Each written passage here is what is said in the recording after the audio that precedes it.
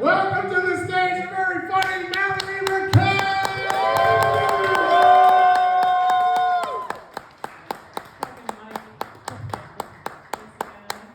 Thanks for being here, y'all. Thank you. I'm glad those people left. They were the worst. No,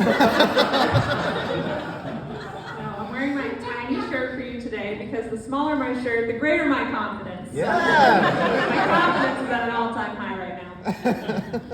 So it's a crazy time to be alive, right? You know, Kanye's going after the Jews. What's going to happen next? I don't know. Boston Dynamics became one of many tech companies actually to pledge that they are not going to weaponize their robots. Sounds like a nice idea, right? Sounds cool. They act like that decision is up to the humans. Right? Am I the only one in here who thinks The Matrix is a prophecy? I mean, I moved to Austin to do comedy and to be closer to Elon Musk. Elon, Neo, their names aren't that different, neither is their wardrobe. That's a man with a post-apocalyptic plan, and I'm here for it. You know, he owns the Boring Company. He says he's building tunnels for subterranean travel. That guy's building Zion, okay? Right beneath us. And I'm down to go underground, Elon. I know you can hear me. Father Elon, take me with you. Oh, gosh. And FIFA is under fire again this year. You know, the World Cup is happening. World Cup is afoot once again. FIFA is under fire for human rights violations. Those rascals. You know, this whole time, I really thought that those employees just built the stadiums because they were passionate about the project. I assumed that they were well paid and had full benefits. And you know that they had as much Coca-Cola as they could possibly drink. So it seems a little dramatic to just go and die of dehydration, doesn't it? I don't know. Maybe that's a hot take. But not as hot as summer in Qatar. Am I right? So I'm Mallorie Raquel. I recently read that Steve Harvey was homeless for 3 years before he made it in comedy. And I wonder if I've struggled enough to make it in this business. I don't think I've hit my rock bottom. Subsequently, when my lease is up in the spring, I will be moving into my Jeep. And I will be performing in HEB parking lots all across the state. You guys can catch me outside. How about that? Just follow me on Instagram. That's @Mallorie_Raquel. And I'll be posting all of my tour dates. It's going to be great fun. I am a bartender, like Mike mentioned. It would be great if I could find a way to make more money, though. I don't need more money because I'm greedy. It's just that the husband and I need to get some work done. I would need to do, 1,000 more of these shows to afford that tooth that he needs. And I was recently diagnosed with celiac and Graves' disease, so it would be cool to see an endocrinologist. I was going to make myself an appointment the other day, and I called the office, and they let me know that I would need to pay to see another doctor, so that doctor could tell this doctor that I needed to see the doctor. You gotta love America and our healthcare, right? God bless. And don't worry though, don't worry. I have an appointment, and for the low, low price of my entire checking account, I'll get to see a specialist in April. Thank God this isn't a life-threatening disease, and I have time to save up. It's all good, because Capital One has my back. What's in your wallet? Not real money.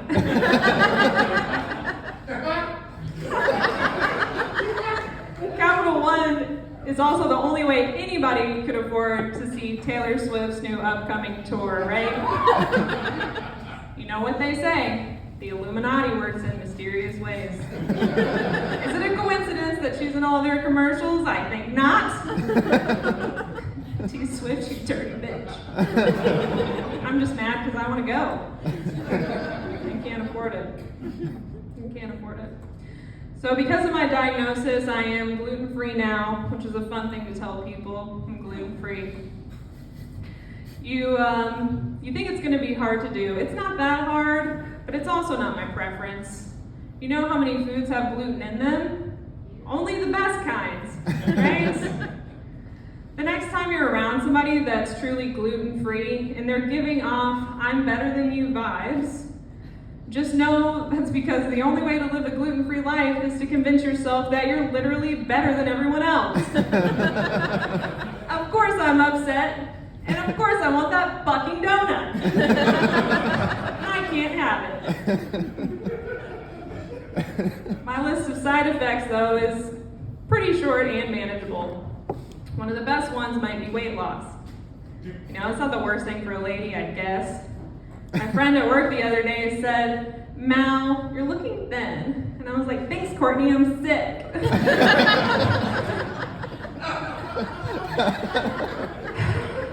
It's great. It would suffice to tell you all that if in a couple of years I can't turn this around with a good diet and some hope, I will be 100 pounds, bald, and have bulging eyes. In the words of the icon Paris Hilton, that's hot. I have that to look forward to. I might look like Gollum, I might get better. Who knows? Who knows? We're here for it.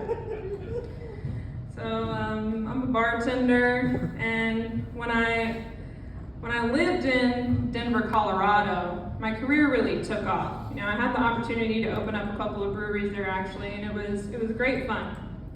And I've tended bar for enough white men that I've definitely met a serial killer by now. You know what I mean, ladies? You have those people that you look forward to seeing, you have your regulars, and then you have those guys you make eye contact with, and you're like, oh my God. I really hope they don't know which car is my car in the parking lot. I just worked a 10-hour shift. I'm not trying to fight for my life, you know? Oh, bartending's great. When I was working there, I decided I wanted to serve my community more than Coors Light. So I became an EMT, just for a short while. Long enough to realize that saving people isn't nearly as lucrative as poisoning them. So, it's true. So when I moved back to my home state, back to the service industry I went. You know, being in the service industry is kind of like joining a cult.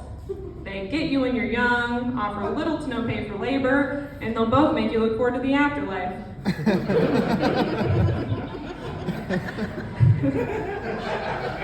They did it because it hurts. I did go to college. My private school education and bachelor's degree prepared me for a long and illustrious career in customer service. And you go to college and you're supposed to get a good job, right? And they're like, you'll get job offers when you graduate. And I sure did. From steakhouses and pizzerias. You know, I took a leap and I never looked back. I'm a decade into the industry, and it's not all bad. It has its upsides. You know, I give them 10 years of my life, and in return, my benefits include I can do drugs, and I get free food sometimes. Who's winning? Occasionally, I even enjoy both of those benefits on the same day, and what a treat! What a treat it is. It would be really cool if I could work in my field of study, honestly. I was a psychology major. I have a bachelor's in science and psychology from Ole Miss. Ole Miss was great. SEC school. Anybody in here go to an SEC school? Oh my gosh, dead silence. That's crazy.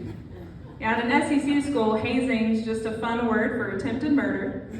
I could tell you about Rush Week, but it was so horrifying. I don't know if I want to relive it.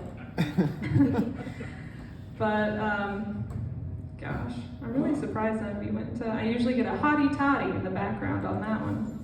But I was a psych major, and I think I picked psychology because I needed to unpack my childhood. You know what I mean? I've honestly felt like a therapist my entire life. You just don't get a paycheck when your only patients are family. When I was a kid, I definitely struggled a little bit with anxiety and depression. I just didn't know that's what was going on. My favorite song, though, was Pink Floyd's Comfortably Numb. I was a big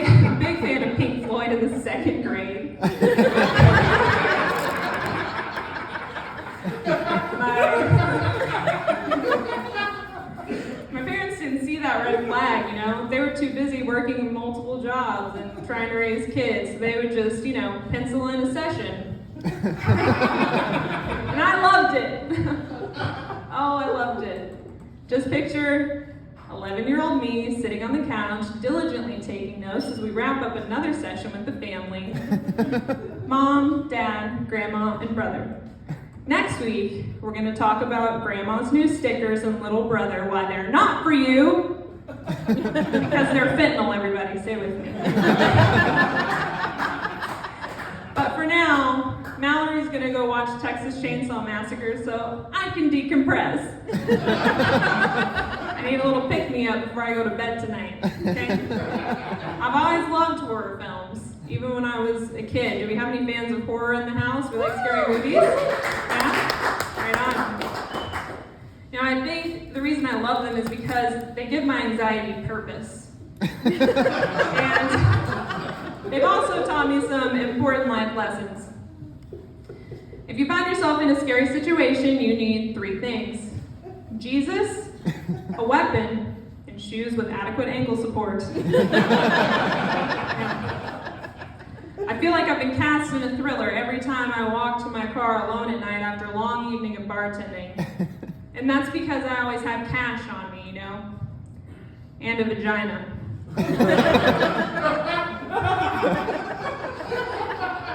So that's why I'm Christian. I carry a knife, and I'm a huge fan of high tops. All right, well, thank you so much. This was awesome. Give it up for Slackers. Give it up for Mike. Cheers.